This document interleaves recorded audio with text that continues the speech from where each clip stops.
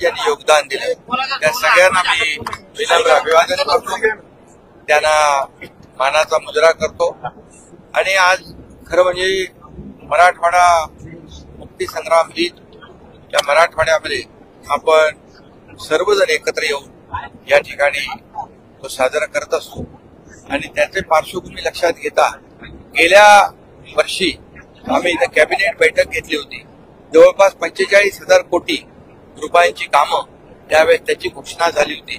मी माझ्या भाषणामध्ये मनोगतामध्ये सांगितलेलं आहे, जवळपास त्यापैकी 29,000 कोटी रुपयांची कामं मार्गी आम्ही लावली आणि जी बाकी आहे ती उर्वरित ती पूर्णपणे प्रक्रियेमध्ये आहेत आणि ती देखील पूर्ण होती। मराठवाडा दुष्काळ मुक्त करणं, मराठवाड्याचा दुष्काळवाडा हा जो काही लागलेला शब्द आहे त्याच्या मागे हा पुसून टाकणं हे सरकारचं काम आहे। आणि म्हणून पश्चिमी वाहिन्यातून समुद्राकडे वाहून जाणारं पाणी आपण गोदावरीच्या खोऱ्यातून मराठवाड्याला देण्याचा मोठा निर्णय घेतलाय। मराठवाडा वॉटर ग्रीड हे अगोदर युती सरकारमध्ये देवेंद्रजी मुख्यमंत्री असताना तो प्रकल्प सुरू केला होता, परंतु मधल्या काळामध्ये तो बंद पडला होता। तो आम्ही पुन्हा त्याला चालना दिलेली आहे आणि जवळपास 15,000 कोटी रुपये याला खर्च आवश्यक आहे। आणि म्हणून मराठवाड्याचा दुष्काळ मुक्त करणे आणि मराठवाड्याच्या अनेक ज्या काही योजना मी मगाशी माझ्या भाषणामध्ये सांगितलेल्या आहेत यासाठी सरकार कुठेही मागे पडणार नाही। सरकार मराठवाड्यातल्या जनतेच्या पाठीशी आहे। त्यामुळे मी आपल्याला एवढंच सांगतो की ज्या युद्ध पातळीने 2 वर्षामध्ये 2.25 वर्षामध्ये आज आम्ही निर्णय घेतले मराठवाड्याच्या विकासासाठी, त्याचबरोबर राज्यातल्या जनतेच्या विकासासाठी। आज आपण पाहिलं की नागपूर मुंबई समृद्धी महामार्ग तो कंप्लीट झाला।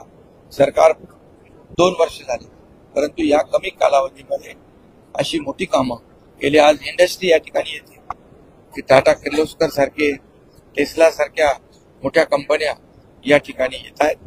या मराठवाड्यातल्या तरुणांना रोजगार देण्याचं काम आपण करतोय आणि मराठवाड्याला मोठ्या प्रमाणावर या ठिकाणी त्यांच्या अनेक मागण्या आहेत। उद्योगामध्ये IT पार्क आणणं, उद्योगामध्ये नवीन जे काय इलेक्ट्रिक व्हेकल त्याचे प्रकल्प आणणं, या सगळ्या जे काय प्रकल्प आहेत, सोलरचे प्रकल्प आणणं, यासाठी सरकार कटिबद्ध आहे।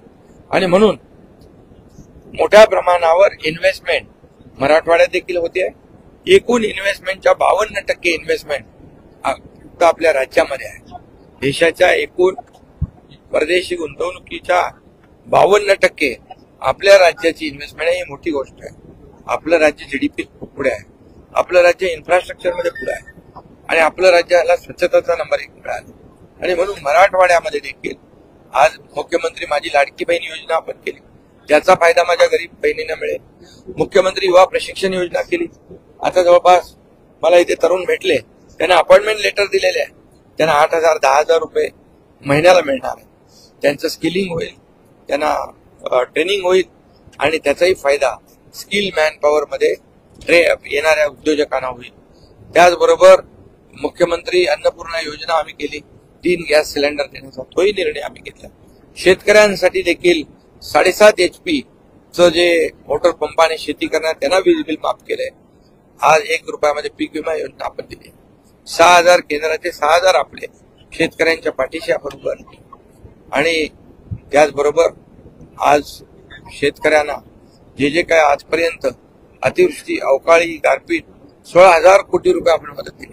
त्यामध्ये नियम निकष सगळे बाजूला ठेवले आणि एकूण सगळ्या योजनांमध्ये शेतकऱ्यांसाठी 45,000 कोटी रुपयाचं आपण त्यांना मान्यता दिली, त्याचा त्यांना फायदा होतो। आणि म्हणून मराठवाड्यामध्ये जे आज अनेक देखील ज्या कारखाने आहेत त्यांच्याशी बरोबर आपण MOU साईन करतोय। जर्मनी सारख्या देशाशी आपला MOU साईन झालाय आणि या मराठवाड्यातल्या युवकांना, युवतींना याचा फायदा कसा होईल याचा आपला प्रयत्न आहे। मुलींना हायर एज्युकेशन, उच्च शिक्षण 12वी नंतरचं देण्याचा देखील आपण निर्णय घेतलाय। हा ऐतिहासिक निर्णय, याचा देखील मराठवाड्यातल्या मुलींना फायदा होतो। आणि म्हणून एकंदर हे राज्य जे आहे हे राज्य सर्वसामान्यांचा उत्कर्ष करणारं राज्य, सर्वसामान्यांच्या आयुष्यामध्ये चांगले दिवस आणणारं राज्य। आणि म्हणून एकीकडे डेव्हलपमेंट म्हणजे विकास, दुसरीकडे उद्योग आणणे आणि तिसरीकडे कल्याणकारी योजना याची सांगड घालण्याचा आम्ही प्रयत्न केलेला आहे. त्यामुळे मला वाटतं आज आपल्यालाही माहित आहे की मुख्यमंत्री माझी लाडकी बहीण योजना अतिशय यशस्वी झाली आहे. आतापर्यंतच्या इतर राज्यामध्ये 1,59,00,000 माझ्या बहिणींना खात्यामध्ये डायरेक्ट पैसे गेलेले आहेत 3,000 प्रमाणे. आता आमच्या समोर 40 ते 50 लाख अजून माझ्या बहिणींचे अर्ज आहेत आणि 2.5 कोटीचं टार्गेट आमचं आहे. 30 सप्टेंबर पर्यंत याला आपण मुदतवाढ दिलेली आहे.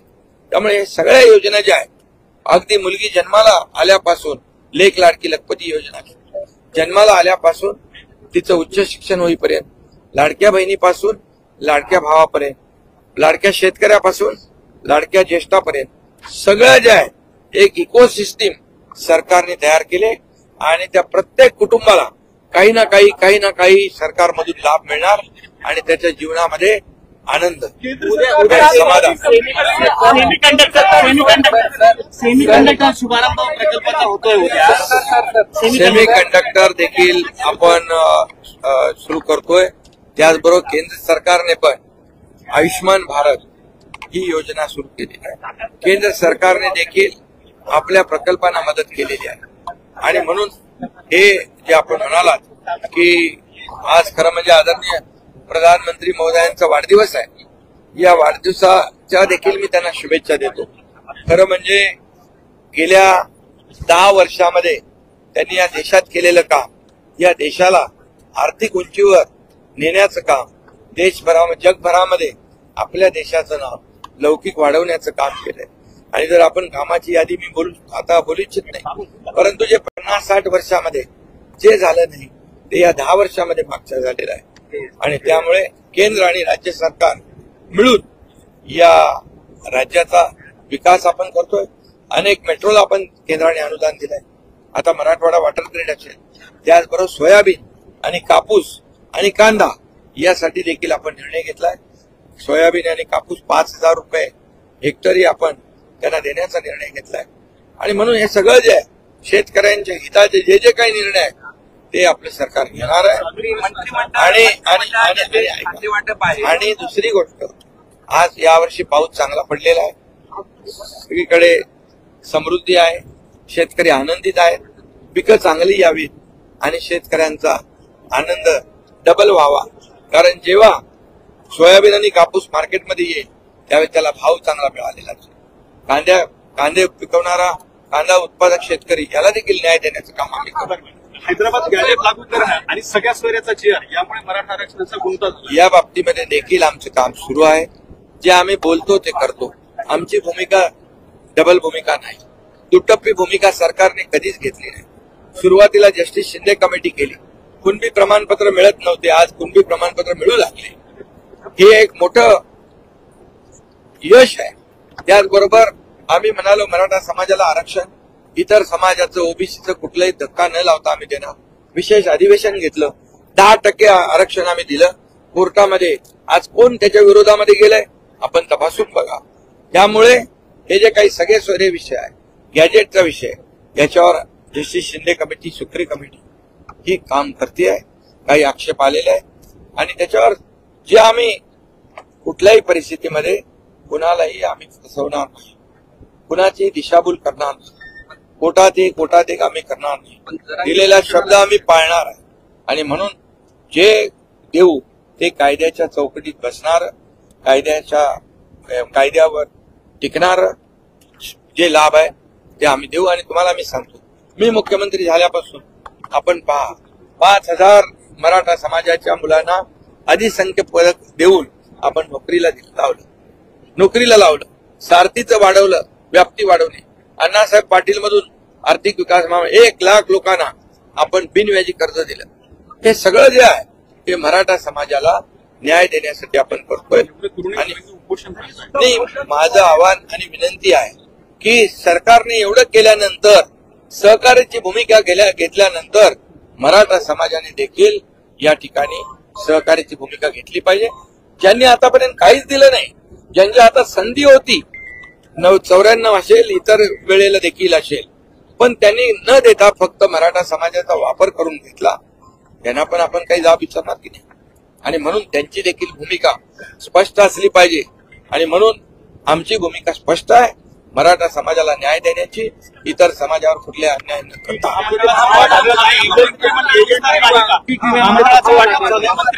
एक विम्यामध्ये कोणीही गफलत केली, एजंटनी काही गडबड केली, त्याला डायरेक्ट जेलमध्ये टाकण्याचे आदेश दिलेले आहेत. त्याच्यावर FIR दर्ज करून त्याला जेलमध्ये, जो शेतकऱ्यांच्या जीवाशी खेळेल त्याला हे सरकार सोडणार नाही, त्याला जेलचा रस्ता दाखवेल.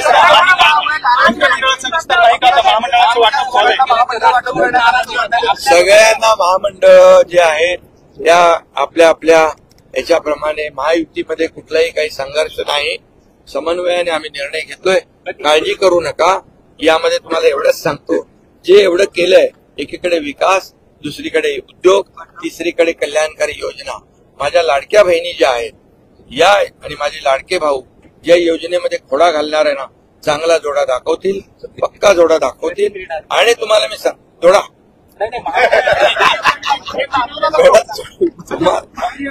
तुम्हाला नाही, जोडा जे खोडा घालणार आहेत. आणि म्हणून अरे तुम्ही कोर्टात जाता रद्द व्हावी म्हणून, तुम्ही त्या योजनेला बदनाम करता, महिलांना विकत घेता, महिलांना काय आपलं लाच देता, आम्हीच दाखवता. अशा प्रकारच्या माझ्या लाडक्या बहिणींचा अपमान करताना थोडी जनाची नाही मनाची तरी वाटली पाहिजे.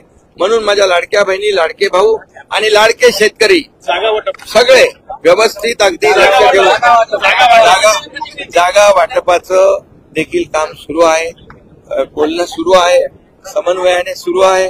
चिंता करू नका, सगळे समन्वयाने महायुतीचे बोलणी सुरू आहेत. आणि महायुती, मी आपल्याला सांगतो की जे आम्ही काम केलेलं आहे या कामाच्या पोचपावतीवर आणि विरोधकांनी केलेल्या विरोधावर आणि त्याचबरोबर 2.5 वर्षात विरोधकांनी केलेलं काम, महाविकास आघाडीचं काम आणि 2 वर्षातलं महायुतीचं काम याची तुलना करून या ठिकाणी आतापर्यंत एवढे निर्णय कधी इतिहासात घेतले नव्हते. या कामाची पोचपावती आम्हाला येणाऱ्या विधानसभेच्या निवडणुकीत जनता जनार्दन देईल आणि महायुती पुन्हा या राज्यामध्ये